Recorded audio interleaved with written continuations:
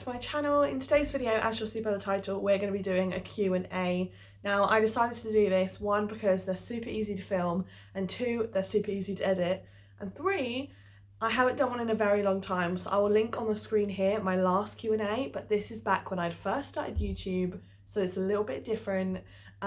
It's very random, and I will admit this Q&A is a little bit random as well. It's kind of like an ask me anything kind of Q&A.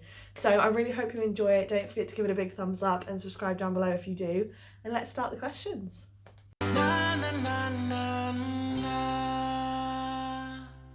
So the first one I'm going to answer: where's the one place that I've always wanted to travel to? Okay, so I have always really wanted to go to Bora Bora and stay in like the overwater bungalows, or the Maldives and do a similar thing. Overwater bungalows, beautiful, calm, serene beaches. Or I'd love to go to Thailand and go to a humane elephant sanctuary where the elephants are really well looked after and they get to roam free, and we just get to come and wash them and feed them, and like, oh my gosh, I would absolutely love to do that. That is like a huge holiday, like travel dream of mine that I would love to do. Would you ever like to release a book or a cookbook? I love this question because Josh and I were literally just talking about this the other day. I have really got into reading. Like, I've become a massive bookworm, which you may have seen from my book haul. If you haven't seen that, then definitely check it out. So Josh said to me the other day, he was like, oh, you should write a book. I was like, I don't think I could write a book. However, a cookbook, if someone approached me about writing a cookbook and I just got the opportunity to do that, I don't think I'd go out and pursue it. But if someone approached me and said, oh, would you like to do this? I would totally do it, like 1,000,000%. I mean, the chances of someone approaching me and asking me that are very slim, but if it did ever happen and I was offered that, then I 100% would do it in a heartbeat. I would love to. I'd love to sit with someone who is a chef and kind of come up with all these recipes and kind of experiment with them, because I know myself, I'm not a chef, you know, but I love cooking. So to be able to have the opportunity to like chat with someone who is a chef and kind of dig deep into their repertoire and kind of come up with new recipes together, like, oh my gosh, that would literally be a dream. I would love to do that. I'd absolutely love to do that.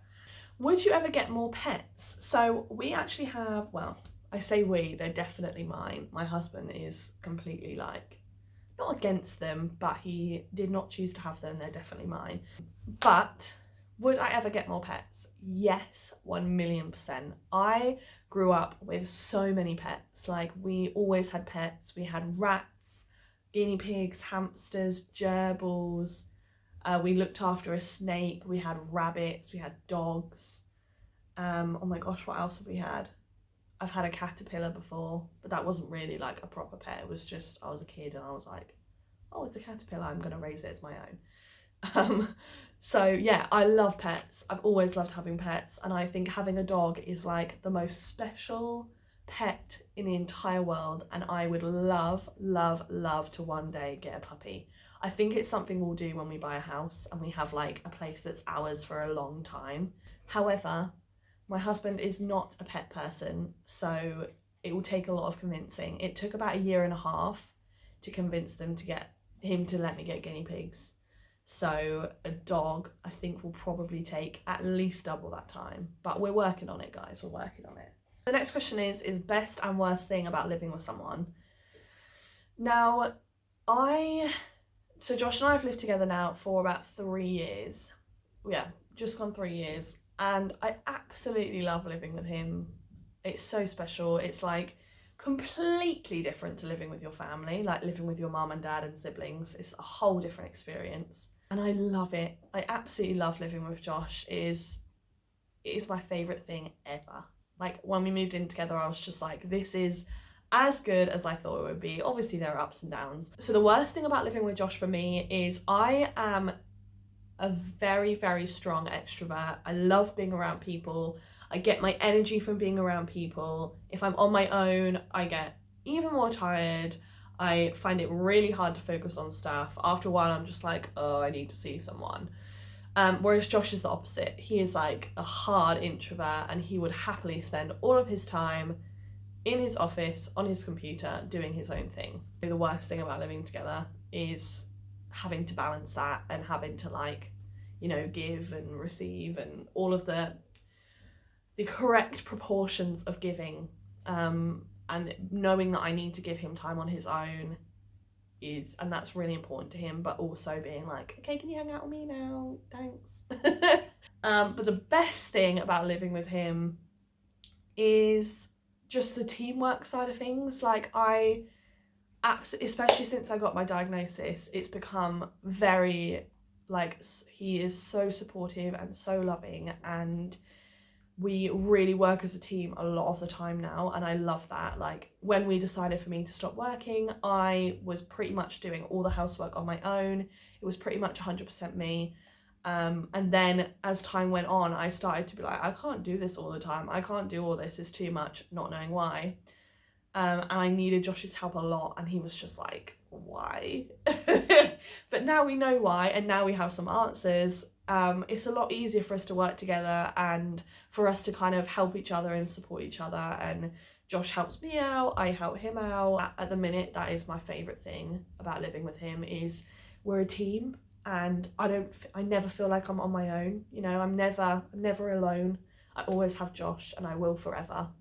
And, you know, obviously that's a great thing about marriage, but also about living together, is that I know he's there for me, and I know that he loves me, and I know that he is there to, you know, make my day better and bring me some joy and help me out and, you know, be my other half. Do I have any plans for the next few years? So yes, 100% I do. So with all my health, I'm trying to be super proactive. So I'm doing my absolute best not to let my illness control me and not to let it overtake my life. And one of the things that I'm doing to prevent that is I'm reaching out to a lot of medical professionals privately and just trying to do the absolute best that we can with our resources and with whatever we can do to make it possible for me to learn how to manage my life. And so that is like plan for the next few years, is just to keep going with that. Another plan is my YouTube goal. I want to at some point upgrade and get a camera, because at the minute I'm using my phone. So that is another goal. I want to get a camera one day. I also want to get a Mac and Final Cut Pro so that I have everything properly. At the minute I just have like a £250 laptop that's really good for what I need it for at the minute, but in the next few years I want to upgrade that. So we've got plans to buy all that stuff next year, so that's exciting. Another plan we've got is house stuff. So we both have been very unsure about whether we want to buy a house or not. It's been something we've been really like, do we, don't we, like really not been sure, because we have moved so much in the 3 years we've been married. We've literally moved 4 times. We're about to move again. On the 8th of December is when we move, and that will be the 4th time we've moved in 3 years of marriage. So I think because of that, we haven't really thought about buying a house, because we're moving so much and we haven't really felt fully 100% settled anywhere. But we're now moving to Swindon, and I think Swindon is definitely going to be a place where we're going to feel more settled. My family are around. There's a lot more like opportunities for us to actually settle down there and buy a house there. So this is kind of the first time where we've both really pursued buying a house. So we've started saving like crazy. We're reducing our bills massively by moving. So children at some point, but at the minute we just have no idea what that looks like. We were planning children soon, but this illness has put a huge curveball in that, so we don't really know what that looks like anymore.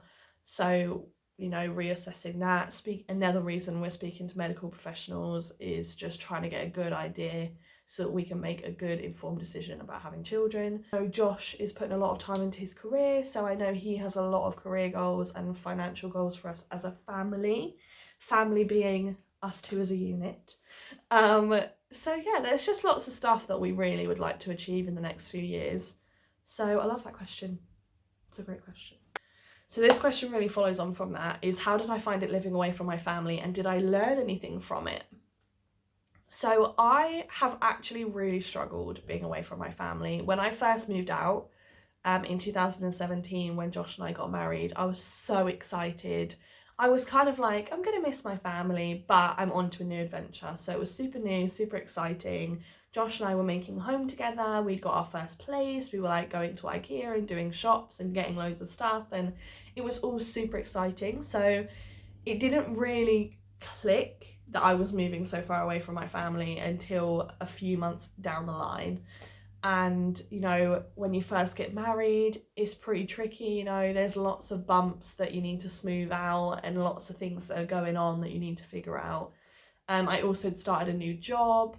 There was just so many things when I first, like, it literally blows my mind to think when Josh proposed to me, I then started planning a wedding. I was having to retake my GCSEs because the diploma I was doing didn't accept my private education. So I was having to redo all my GCSEs. I also was having to take my diploma. I also was working full time in a nursery. And I also was planning to move. So looking at properties, going to viewings, all 2 hours away. I was also traveling back and forth to Josh's. Josh was traveling back and forth to us to plan the wedding. Like, it was crazy. It was 100% the craziest year of my life, and I've honestly not had such a crazy year since. Like, it was ridiculous. And I think that all of that happening at the same time was so overwhelming. I didn't even think about the fact that I was moving away from my family because there was just so many things that I was doing at once. But what I've learned from it is definitely, like, you know, we're so independent. Like, Josh and I as a couple are so independent financially, emotionally, mentally. We're so independent, and it's really made us grow so much in the last 3 years. Like, not having my family around and not being close to friends has really made me grow up massively. And I have, you know, we've learned to trust God and trust each other. So yeah, I definitely think we learned so much about our finances, about marriage, about each other. Like, it's been a crazy 3 years, like, but it's also been amazing, and I wouldn't change it for the world. And I'm so excited for the next chapter to be near my family. I'm so excited. So I have been filming for half an hour now, and I definitely don't want a half an hour video, so I'm going to stop there. I really hope you enjoyed this video. Thank you so much for watching. I really appreciate it. You have no idea. If you did enjoy it, please give it a big thumbs up and subscribe down below, and I will see you in another video. Bye guys.